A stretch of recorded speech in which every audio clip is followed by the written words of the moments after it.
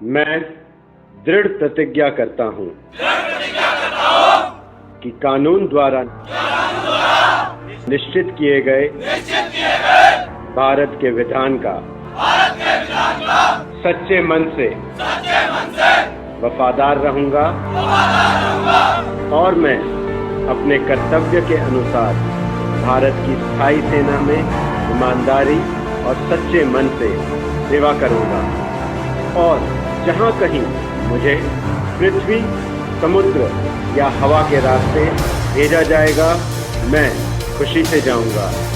मैं भारत के राष्ट्रपति की और उस अफसर की जो मेरे ऊपर नियुक्त किया जाए सब आज्ञाओं को मानूंगा और उनका पालन करूंगा, चाहे इसमें मुझे अपना जीवन भी बलिदान करना पड़े।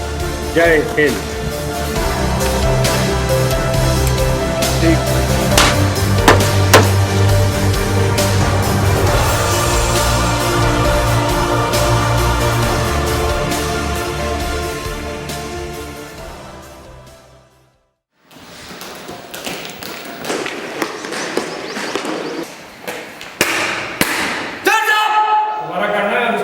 पास करना है। हाँ। बेटा और इसी तरीके से मेहनत करना है आपने।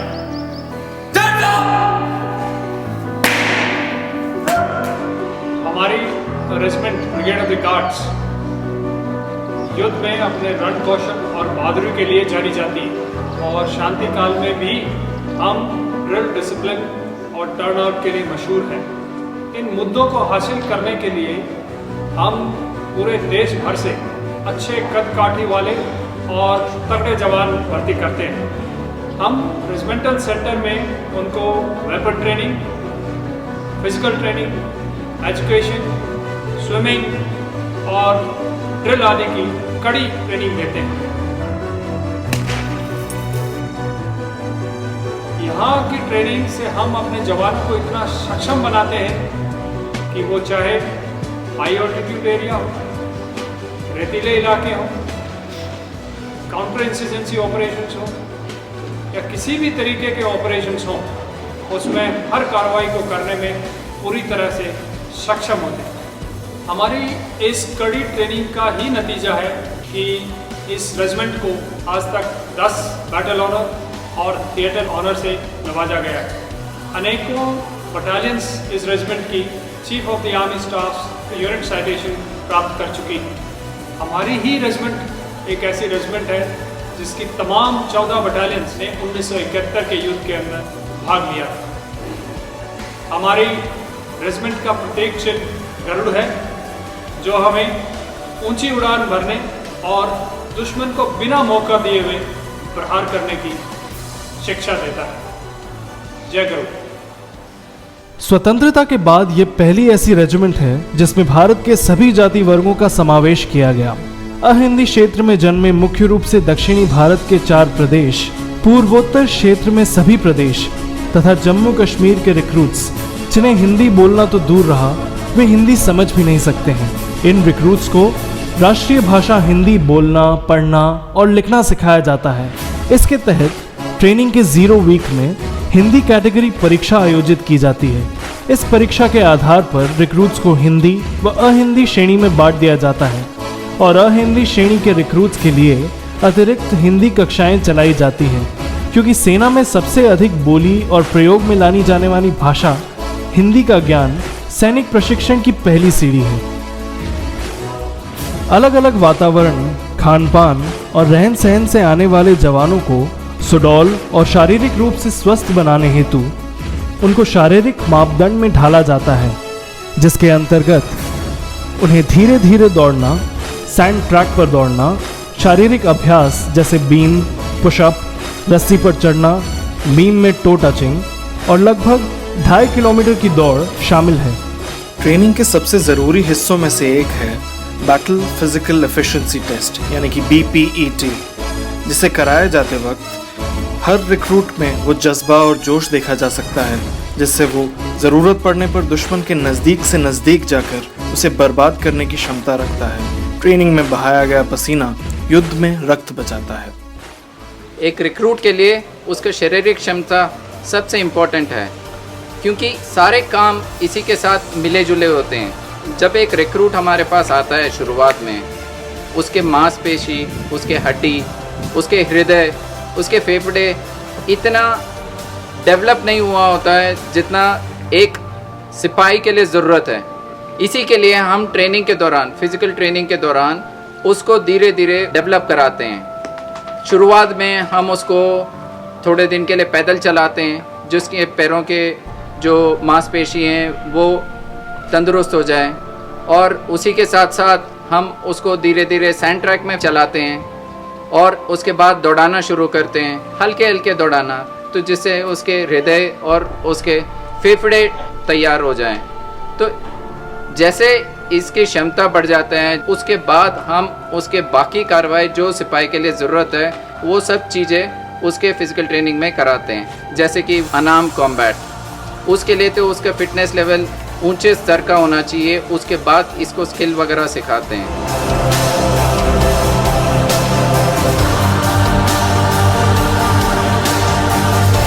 उसी तरीके से ऑब्स्टिकल ट्रेनिंग, जब ऑब्स्टिकल ट्रेनिंग सिखाते हैं तो उस समय पर एक रिक्रूट का फिजिकल फिटनेस ऑलमोस्ट सबसे ऊंचे लेवल पर होता है।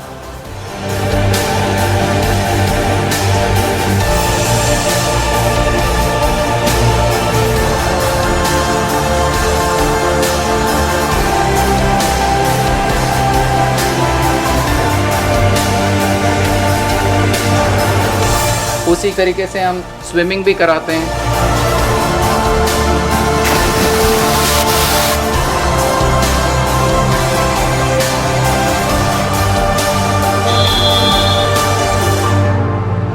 तो इन सब चीज़ों धीरे धीरे एक लेवल हासिल कर देते हैं, उसके बाद ये रिक्रूट से सिपाही बनने के लिए तैयार होता है।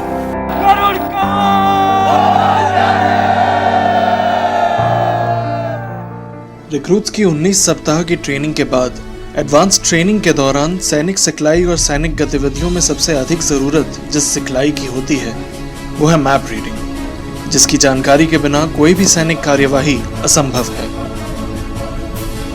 दुश्मन के सम्मुख गोला बारूद खत्म होने पर भी एक निडर गार्ड्समैन अपने धैर्य और साहस को बरकरार रखते हुए बेयोनेट द्वारा कई दुश्मनों पर भारी पड़ता है।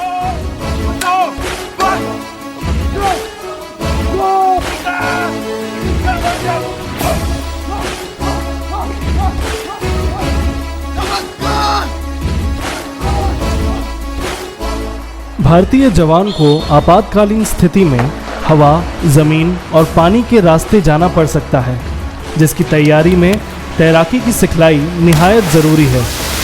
ब्रिगेड ऑफ द गार्ड्स में देश के हर कोने से लड़के आते हैं। कुछ ऐसे क्षेत्र से लड़के होते हैं जिन्होंने कभी नदी या तालाब नहीं देखे होंगे। ऐसे लड़कों के लिए तैराकी के अलग अलग अवस्थाएं, जिनमें ट्यूब तथा रस्सी का सहारा लेकर उनका डर दूर करना, धीरे धीरे तैरना सीखना, एक अच्छा तैराक बनना और किसी डूबते हुए साथी या व्यक्ति को बचाना सिखाया जाता है।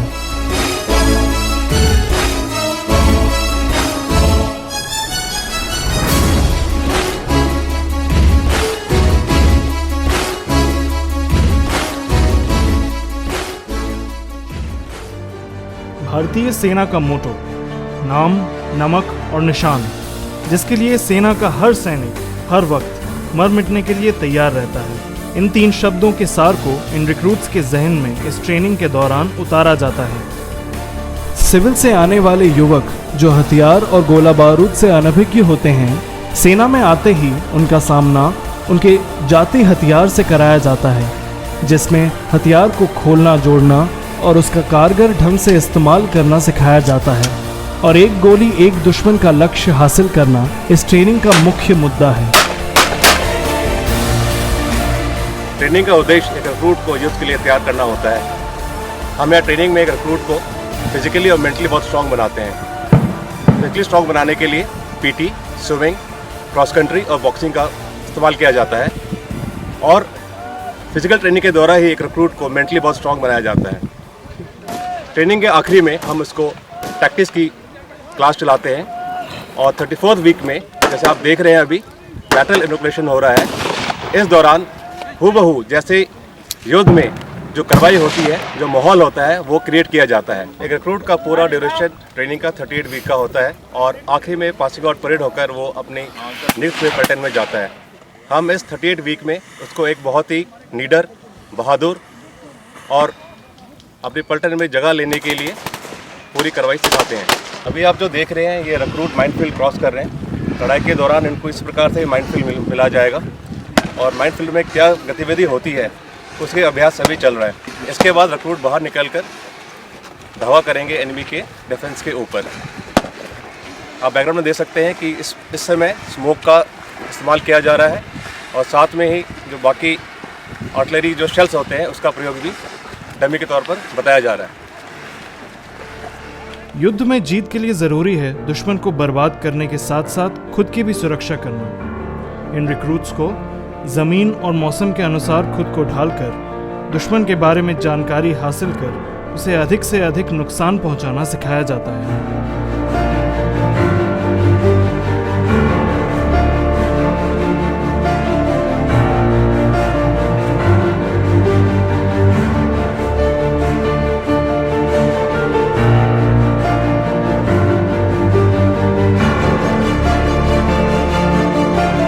देश का सबसे बड़ा युद्ध क्षेत्र या तो रेगिस्तान है या फिर पहाड़ी।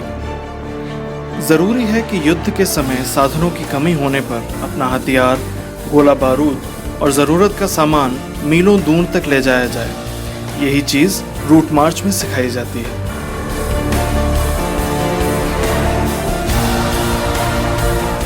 छत्तीस सप्ताह के सैनिक प्रशिक्षण की समाप्ति से पहले यूनिट परिसर से दूर जंगल में टेंट लगाकर युद्ध में सामने आने वाली कठिनाइयों से निपटने हेतु दी जाने वाली ट्रेनिंग के लिए जंगल कैंप की व्यवस्था की जाती है। इस कैंप में demo, firing, escape and aviation, map reading, सीमित सामान और बर्तनों में खाना बनाना, अपने हथियार और युद्ध में काम आने वाले सामान के साथ 40 किलोमीटर की दूरी दिए हुए समय में तय करना, जिनमें टीम स्पिरिट और सहनशक्ति का मादा सिखलाया जाता है, इस कैंप के मुख्य हिस्से हैं। 34 सप्ताहों की ट्रेनिंग के अंत में जोश, जज्बा और टीम स्पिरिट का सबसे बड़ा उदाहरण है जोश रन प्रतियोगिता। लड़ाई में एक जगह से दूसरी जगह कैंप बदलना और खुद खाना बनाकर युद्ध अभ्यास, डिफेंस और दुश्मन के करीब से करीब जाकर उनमें डर पैदा करना, अपने ट्रुप्स का हौसला बढ़ाना, दुश्मन को बर्बाद करने की सिखलाई और रिक्रूट्स ट्रेनिंग का निचोड़, यही है जोश रन।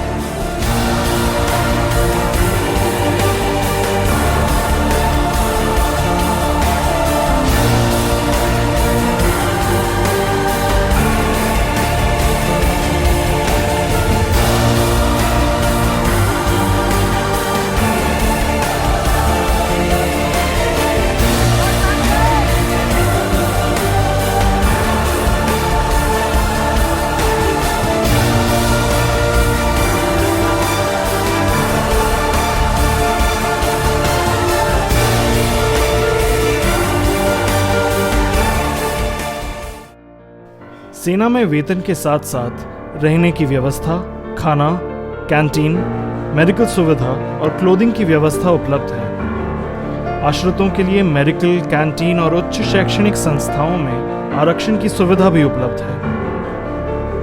हमारा देश एक धर्मनिरपेक्ष देश है जिसका जीता जागता उदाहरण भारतीय सेना है, जिसमें देश के हर कोने तथा प्रत्येक जाति, धर्म और संप्रदाय के लोग आते हैं। सेना में प्रत्येक त्योहार एकजुट होकर बिना किसी भेदभाव के मनाया जाता है, जिसमें होली सेना का सबसे मनोरंजन, एकजुटता और आपसी प्रेम के त्योहार के रूप में मनाया जाता है। सांस्कृतिक कार्यक्रम हमारी संस्कृति की धरोहर है, जिसके अंतर्गत अलग अलग प्रदेशों के नृत्य और संगीत के अतिरिक्त मनोरंजन भी शामिल है। इन कार्यक्रमों द्वारा आपसी भाईचारा, प्रेम और सौहार्द की भावना जगाई जाती है। एक नवयुवक जो घर से दूर अनुकूल परिस्थितियों में सेवा करता है, उनके मानसिक तनाव को कम करने की चेष्टा भी इन कार्यक्रमों द्वारा की जाती है। शारीरिक और मानसिक रूप से स्वस्थ रहने के लिए ट्रेनिंग का सबसे महत्वपूर्ण हिस्सा है गेम्स। रिक्रूट्स में शारीरिक तंदुरुस्ती, मनोरंजन, टीम स्पिरिट और कंपनी तथा बटालियन की जीत के लिए जूझने की प्रेरणा जागृत करने में इसका बहुत बड़ा हाथ है।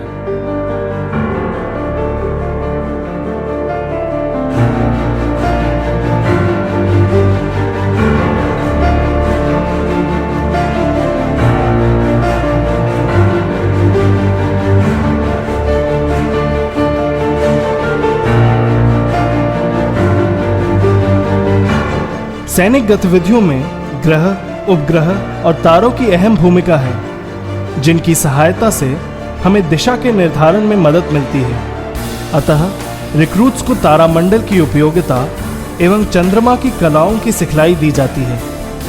रात के समय दुश्मन के नज़दीक जाने, अपने ठिकाने बदली करने, एक जगह से दूसरी जगह जाने और अन्य सैनिक गतिविधियों के लिए दुश्मन की नज़र से बचने के लिए तारों का सहारा लेकर कार्यवाही की जाती है। जैसे जैसे तकनीक ने विकास किया है, प्राचीन परंपरा को छोड़कर, जैसे धूप में अपने स्थान से कई किलोमीटर दूर फायरिंग रेंज पर फायर और अभ्यास करने के बजाय सुसज्जित बंद कमरे में नवीनतम हथियारों द्वारा अचूक फायर की क्षमता हासिल कराई जाती है। चलती हालत में दुश्मन पर अचूक निशानेबाजी में दक्षता हासिल करने के लिए हिट एंड मिस तकनीक के माध्यम से रिक्रूट्स को सिखलाई दी जाती है। इस तकनीक में अभ्यास करने के बाद एक गार्ड्समैन चलायमान टारगेट पर अचूक निशाना लगाने में सक्षम बन जाता है। एक सिविलियन बच्चे के सेना भर्ती होने पर सेना की बुनियाद अर्थात ड्रिल की सिखलाई दी जाती है, जिसके अंतर्गत एक जैसी वर्दी पहनना, एक जैसा चलना फिरना, संयम रखना और हुक्म मानने का मादा पैदा करना है। ड्रिल की सिखलाई से एक सिविलियन के व्यक्तित्व में निखार लाकर उसे एक अनुशासित एवं चुस्त सैनिक बनाया जाता है। इसके अतिरिक्त बातचीत करने का तरीका, एक ट्रुप में एक जगह से दूसरी जगह जाने का तरीका तथा अपने उच्च ओहदेदार को सम्मान देते हुए सैल्यूट करना सिखाया जाता है। हथियार के साथ गार्ड ऑफ ऑनर देना, गार्ड माउंटिंग तथा सेरेमोनियल परेड इस सिखलाई के अहम हिस्से हैं। 36 सप्ताह की कठिन शारीरिक और मानसिक प्रशिक्षण पूर्ण करने पर जब रिक्रूट गार्ड्समैन बनने से पहले पासिंग आउट परेड में भाग लेता है और अंतिम पग पार करने पर एक सफल गार्ड्समैन बन जाता है, इस गौरवमयी क्षण के साक्षी इन गार्ड्समैन के अभिभावकों को परेड के मुख्य अतिथि द्वारा गौरव पदक से सम्मानित किया जाता है। भारत के सच्चे सपूत और वीर योद्धा नायक जदुनाथ सिंह, 4 गार्ड्स और लांसनायक एल्बर्ट इक्का, 14 गार्ड्स, जिन्होंने क्रमशः सन 1948 और सन 1971 के भारत पाक युद्ध के दौरान अद्भुत साहस, वीरता और त्याग का प्रदर्शन करने के लिए वीरता के सर्वोच्च पुरस्कार परमवीर चक्र से सम्मानित किया गया। आज़ादी के बाद ब्रिगेड ऑफ द गार्ड्स ने कई युद्धों और आतंकवाद विरोधी गतिविधियों में भाग लिया, जिसके लिए ब्रिगेड ऑफ द गार्ड्स को 10 बैटल ऑनर्स मिल चुके हैं, जो इस प्रकार के हैं। 1948 नौशेरो और गुरेज, 1965 गदरा रोड और वर्की, 1971 शिंगो रिवर वैली, सिलहट, हिल्ली, अखौरा और Ganga Sagar. Brigade of the guards को युद्ध के दौरान उल्लेखनीय प्रदर्शन करने के लिए 10 थिएटर ऑनर मिल चुके हैं, जिसका विवरण इस प्रकार है। 1965 में 3 गार्ड्स और 5 guards, 1971 4 guards, 5 guards, 7 guards, 8 guards, 9 guards, 11 guards, 12 guards और 14 गार्ड्स। भारतीय सेना ही देश की एक ऐसी संस्था है जिसमें जाति, धर्म और संप्रदाय के आधार पर कोई भर्ती हेतु रियायत नहीं दी जाती है। इसी धर्म निरपेक्षता को मद्देनजर रखते हुए सेना में सर्वधर्म स्थल की व्यवस्था है, जिसमें सभी धर्म के जवान एक साथ एक छत के नीचे बिना किसी भेदभाव के अपने अपने आराध्य देवता की पूजा करते हैं, जो कि अनेकता में एकता का परिचायक है।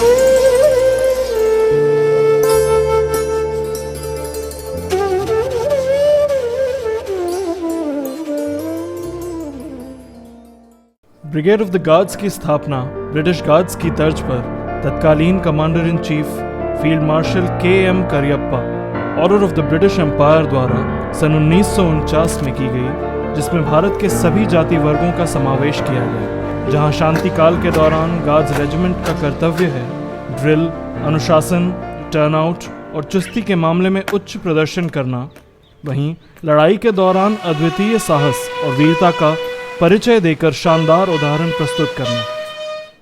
इसका उदाहरण है ब्रिगेड ऑफ द गार्ड्स की पारंपरिक और रंगारंग वेशभूषा में सुसज्जित इन रिक्रूट्स द्वारा दीक्षांत परेड की एक झलक।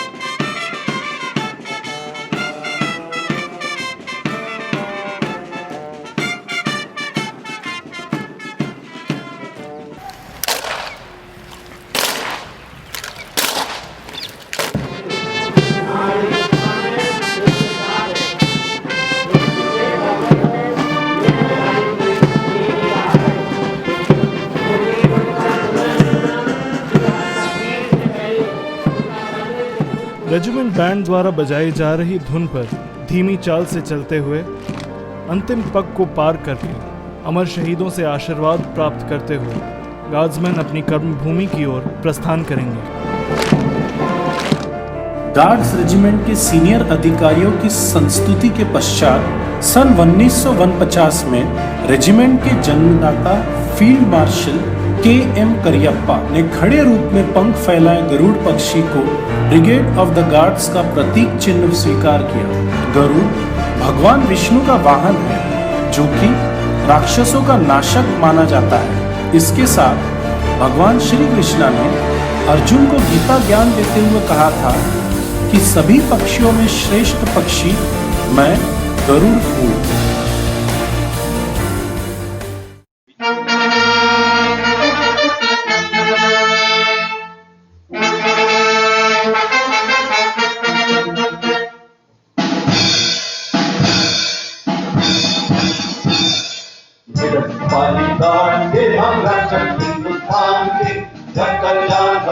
पर हम चलते सीना तान के, सिपाही गार्ड के हम रक्षक हिंदुस्तान के, हथेली पर हम चलते सीना तान के।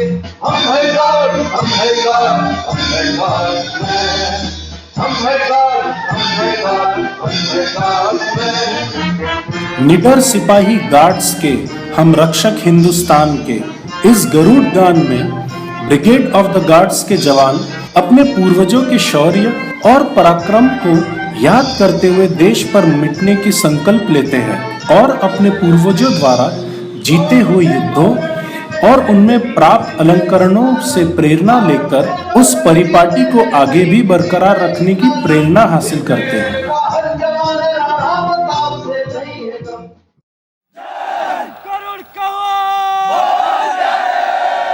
गार्ड्स ब्रिगेड द्वारा अपनाया गया युद्ध घोष वॉर क्राई गरुड़ का हूँ बोल प्यारे, जिसका अर्थ है कि हम भगवान विष्णु के प्रहारक वाहन गरुड़ से संबंध रखते हैं, जो बड़ी फुर्ती और चतुराई से दुश्मन पर सटीक वार कर उसका अंत कर देता है। लड़ाई के दौरान इस युद्ध घोष से दुश्मन की सेना का मनोबल एकदम टूट जाता है।